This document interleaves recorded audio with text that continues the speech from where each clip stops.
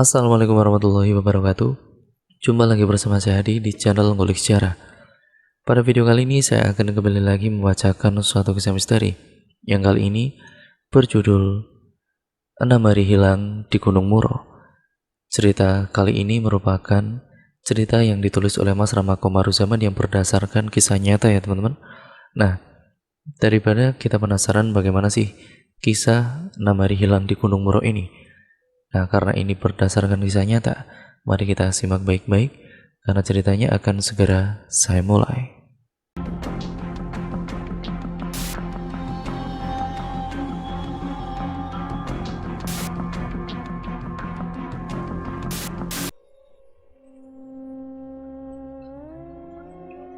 Kali ini saya akan mengisahkan kisah nyata 6 hari hilang di Gunung Muro. Cerita pada kali ini ditulis oleh Mas Rama Komaruzaman dengan narasumber Indra Wijaya Artakusuma. Ceritanya ketika saya mengantar adik saya pada bulan Desember pindah tugas. Di tempat baru adik saya ada sebuah gunung yang membuat saya tertarik untuk mendakinya. Namanya Gunung Usung. Saya ini mencoba mendakinya, ya karena saya tertarik dengan alam. Saya sangat mencintai alam. Esoknya saya bertanya-tanya kepada warga, saya pun penasaran dengan referensi beberapa gunung yang lainnya.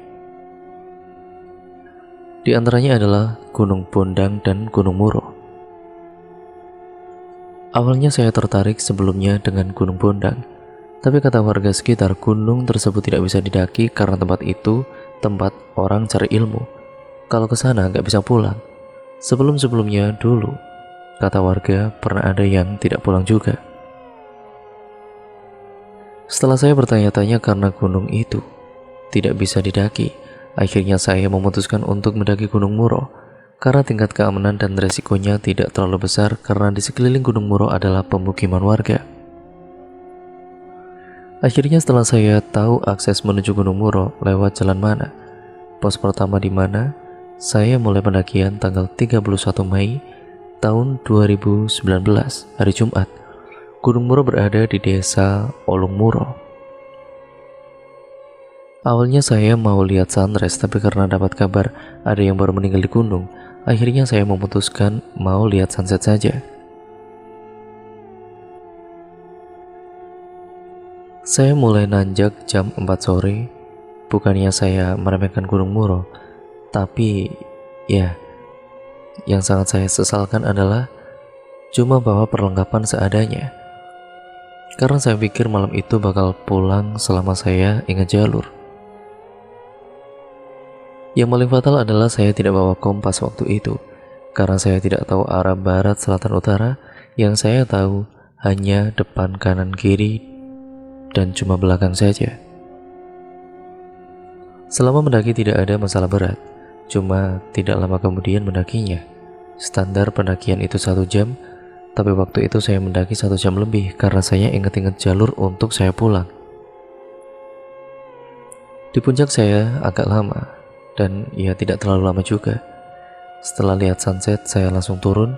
Saya lihat HP sekitar jam setengah 7 malam. Waktu perjalanan turun saya jatuh terperosok ke arah kiri gunung. Terperosok meninggalkan jalur ada sekitar 50-an meter. Saat jatuh terperosok, tidak guling-guling, masih bisa menahan pakai tangan kaki. Saya pegang ranting kayu, kaki juga sering terbentur sama batang. Tidak mungkin saya naik ke atas lagi karena sudah lumayan jauh. Akhirnya saya lebih memilih ke arah jalur sungai yang ada di mindset saya waktu itu. Ketika saya mengikuti arah sungai pasti akan menemukan jalan pulang.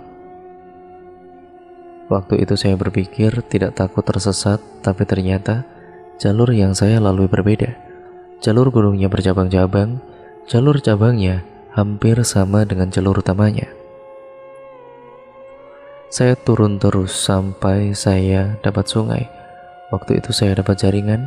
Akhirnya saya berniat telepon adik saya karena saya janji mau jemput adik saya. Saya bilang kalau saya lagi di Muro, lagi nyari jalan untuk keluar karena saya nyasar. Kemudian saya mendengar suara teng, teng, kayak bunyi besi tiang listrik. Akhirnya saya mengikuti suara itu.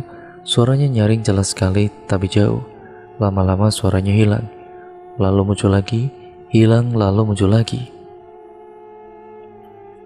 Dan suara itu makin dekat dan makin dekat sampai suara itu benar-benar hilang. Dan saya waktu itu berada di air terjun, dan air terjun itu setinggi dada saya. Terus saya langsung refleks, saya ambil HP, tapi tidak mendapat jaringan. Saya pikir saya sudah tersesat dan saya ambil keputusan untuk bermalam dan cari jalan keluar esok pagi. Waktu saya tidur di atas batu sebelahnya air terjun, saya mendengar suara ketawa. Hahaha. Suara itu makin tinggi dan hahaha makin mendekat ke arah saya.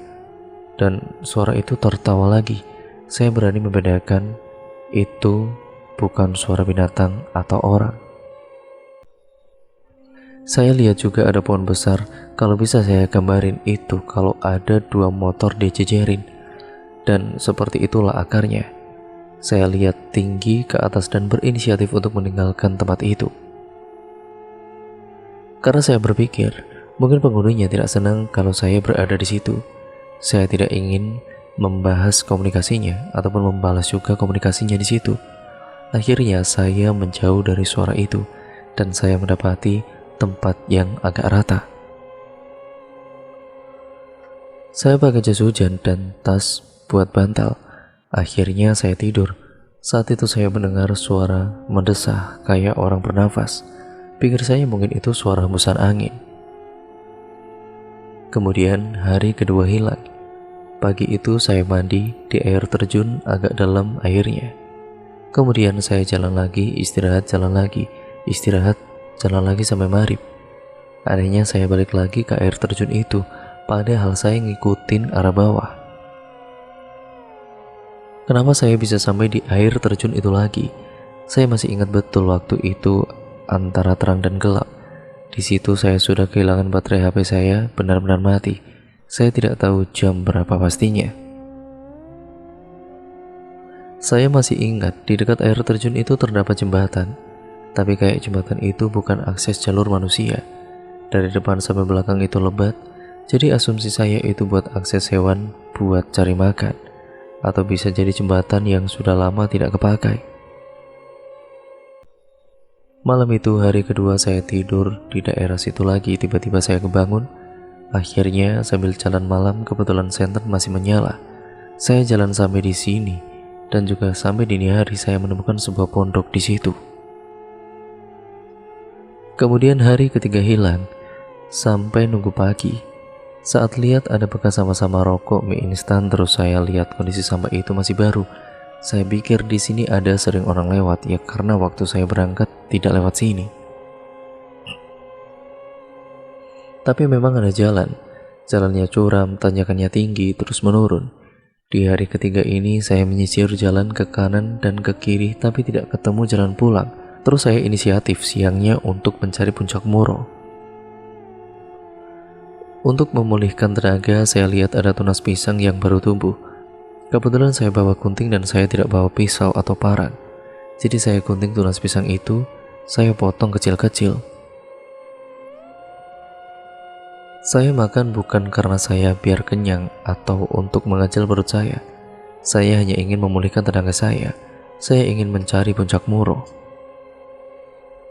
Biar pas saya sampai puncak Moro, saya masih ingat betul jalur turun. Itu pikiran saya waktu itu. Akhirnya, saya makan tunas pisang itu, rasanya kurang terlalu nyaman bagi saya. Kebetulan waktu itu ada sungai, saya mandi. Sambil menyusuri sungai ada sebuah jerigen yang sudah dipotong. Saya memakai jerigen untuk mengambil ikan di sungai. Ikannya yang kecil-kecil. Saya masih ingat saya dapat 4 ikan. Tapi yang saya masak hanya 3 karena mungkin yang satunya hilang atau loncat-loncat. Terus saya makan pada kala itu, ya terus lama sedikit. Terus saya tertidur, kemudian saya bangun untuk mencari puncak Moro, tapi nggak nemu-nemu. Udah sekitar 2 km jalan pada kala itu, tapi tetap tidak nemu juga. Padahal puncak Moro sudah kelihatan. Akhirnya saya balik lagi ke pondokan itu. Saat di pondok saya sudah tidak bisa bedain itu suara apa. atau penampakan apa. Yang pasti suaranya sudah jadi satu, suara hutan intinya. Kemudian di hari keempat saya hilang. Saya tetap bertahan di sekitaran pondok itu. Saya hampir menyerah karena tidak menemukan jalan ke Puncak Muro. Malamnya saya menyerah, tidak mau nyari jalan, hanya menunggu siapa tahu ada yang lewat di situ. Saya hanya minum air sungai pada kala itu. Saya masih ingat betul bahwa batas umur manusia kalau tidak makan bisa sampai 3 minggu. Manusia bisa bertahan hidup 3 minggu tidak makan. Tapi manusia kalau tidak minum cuma bisa bertahan paling lama 3 hari. Tapi kalau fisiknya sangat kuat bisa sampai 1 minggu. Tapi jarang sekali. Itu pun tergantung temperatur suhunya. Jadi saya cari air untuk memperlama hidup saya. Walaupun saya tidak makan, minimal saya bisa minum. Kemudian hari kelima saya hilang. Yang paling berat itu adalah hujan. Ada sekali waktu malam itu saya tidak tahu itu jam berapa. Yang jelas hujan yang benar-benar lama. Sudah lama gelap, tiba-tiba hujan, anginnya kencang sampai pagi. Jadi seharian saya pakai jas hujan, itu pun bagian belakangnya sudah robek. Saya nemu tali rafia di sekitar situ, saya potong-potong. Akhirnya saya jahit sendiri biar bisa menahan air, biar tidak terkena hujan. Kalau panas saya lepas. Saya cuma pakai celana pendek dan pakai baju dalaman juga. Saya masih ingat waktu berangkat cuma bawa 3 roti dan 1 cemilan minuman 1 liter, karena saya pikir saya nggak bakalan lama di Gunung Muro. Saya cuma makan 1 roti, sisanya saya buang. Tapi samanya tetap saya bawa, tidak saya tinggalkan begitu saja ya, tak masukin ke tas. Saya tidak berpikir saya bisa selama ini di gunung ini. Hari ke-6 hilang. Di hari ke-6 ini saya sudah berserah diri kepada Tuhan. Berbeda dengan hari ke-4 dan ke-5, saya nyerah untuk nyari jalan. Tapi di hari ke-6 ini saya nyerah untuk hidup. Saya berdoa, ya Tuhan, kalau memang ini akhirnya saya siap, tapi tolong lakukan secepatnya.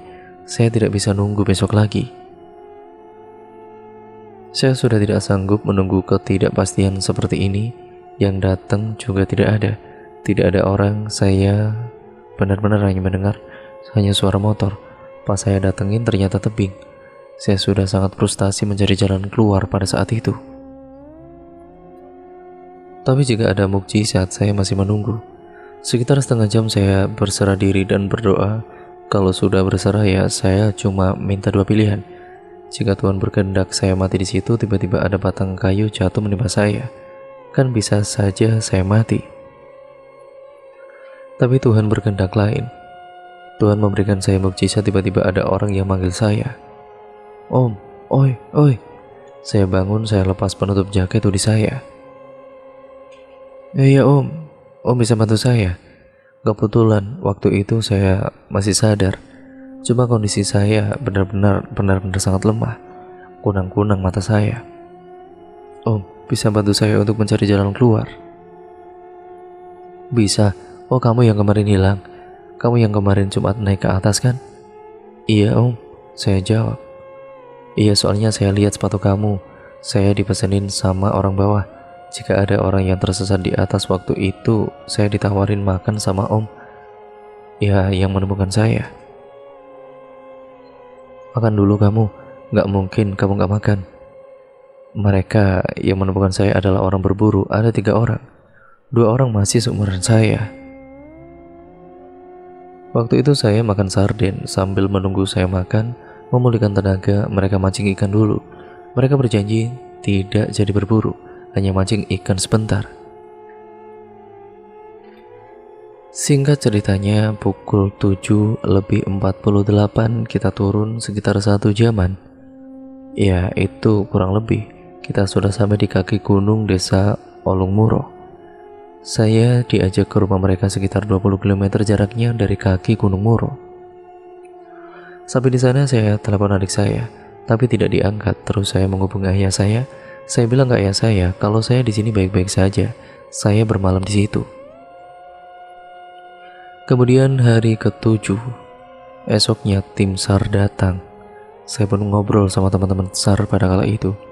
Anehnya waktu itu tim SAR saat saya tersesat juga berada di pondok tempat saya berteduh. Kata tim SAR memang tempat tersebut tempat orang berburu. Tim SAR bilang 2-3 kali menyusuri pondok yang dekat sungai, tapi tidak menemukan jejak saya. Saya juga tidak menemukan jejak manusia. Tim SAR bilang 2-3 kali menyusuri pondok yang dekat sungai, tapi tidak menemukan jejak saya juga. Saya juga tidak menemukan jejak manusia. Aneh sekali. Ya, itulah pengalaman saya tersesat di gunung ya teman-teman. Mohon maaf, tidak bisa saya ceritakan detailnya menit per menit, jam per jam. Pesan saya untuk teman-teman, ya, jangan pernah meremehkan hal sekecil apapun. Lihat kondisi fisik, jalur, bawa perlengkapan yang diperlukan. Misalnya, ya yang terpenting adalah kompas. Dan jangan pernah mencoba menaklukkan alam, ya karena kamu tidak akan ditaklukkan oleh alam. Alam itu ganas bro. Cintailah alam, maka dia akan mencintai kamu juga. Sekian treat kali ini ya teman-teman. Semoga dapat diambil muatan baiknya dan dibuang muatan buruknya. Jangan takut untuk mencoba mendaki gunung asal peralatan safety, teman berpengalaman, dan mental yang sangat kuat. Dijamin pendakian aman. Dan tentu saja jangan lupa jaga sopan santun di gunung atau hutan yang kalian daki nantinya ya teman-teman. Dan cerita pun akhirnya selesai sampai di sini ya teman-teman. Nah, itulah merupakan pengalaman kisah nyata tersesat 6 hari di Gunung Muro. Nah, intinya 6 hari hilang di Gunung Muro itu benar-benar membuat pembelajaran untuk si penulis dan juga yang pelaku itu yang mengalaminya ya teman-teman. Ya intinya kita harus benar-benar kalau kita misalnya mendaki gunung, kita harus mempersiapkan peralatan yang benar-benar safety dan juga intinya perlengkapan yang kita butuhkan harus benar-benar cukup, ataupun ya jangan sampai kita meremehkan walaupun gunung itu bukan tentang seberapa tingginya. Ya intinya semua gunung itu sama saja teman-teman. Asal kita jaga sopan santun dan benar-benar menaati peraturan, pastinya kita tidak akan mengalami kejadian-kejadian yang tidak diinginkan. Nah, sekian treat kali ini dan sekian video kali ini saya akhiri ya teman-teman. Kurang lebihnya mohon maaf apabila banyak salah kata ataupun mungkin pembacaan saya ataupun pembawaan saya kurang cepat ataupun mungkin kecepatan atau mungkin kurang jelas. Saya mohon maaf sebesar-besarnya. Dan untuk video kali ini saya akhiri, dan untuk kalian yang belum subscribe channel ini sekarang juga. Dan jangan lupa untuk kalian nyalakan tombol lonceng notifikasinya agar kalian tidak ketinggalan video terbaru selanjutnya dari channel ini. Dan terima kasih atas dukungan kalian selama ini yang sudah menyimak ataupun mendukung channel ini sampai sekarang ini. Dan jangan lupa untuk kalian tetap like, komen, dan share video kali ini sebanyak-banyaknya agar channel ini menjadi channel yang jauh lebih baik lagi ke depannya. Sekian kurang lebihnya, mohon maaf dan terima kasih. Wassalamualaikum warahmatullahi wabarakatuh.